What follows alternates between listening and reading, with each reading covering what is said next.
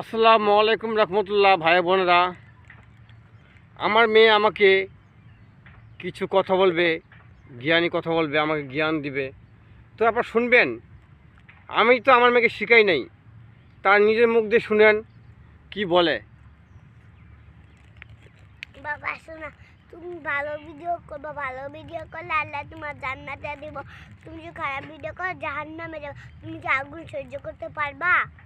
না, এর লেগে ভালো ভিডিও করবা। ভালো ভিডিও করলে আল্লাহ তাআলা তোমার উপরে খুশি হইব। আল্লাহ তাআলা বলবে এই বান্দা অনেক ভালো, এই বান্দারে আমি জান্নাতে দিব।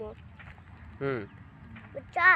তারপর আল্লাহ তাআলা কিয়ামতের দিন একদিন সব উল্টে উল্টে বলটা যাবে, পরে হিসাব নিব আল্লাহ তোমার। এর লেগে ভালো কাজ করবা, বুঝছো? ভালো কাজ করলে তুমি জান্নাতে যাবে। জান্নাত অনেক শান্তি, জাহান্নামে আগুন আর আগুন। পোকামাকড়, দুনিয়ায় যা পোকামাকড় আছে সব জাহান্নামে যাইব। তুমি যখন চুলের যদি তোমার কামড় দেয়, তুমি কি সহ্য করতে পারবা? না না না না। তুমি ভালো কাজ করবে, অন্য মানুষ খারাপ কাজ করতে ওরা জাহান্নামে যাবে। তুমি তুমি কি চাও জাহান্নামে যাও? না। এর লাগে ভালো কাজ করবা। তারপর ব্যবহার করতে হবে।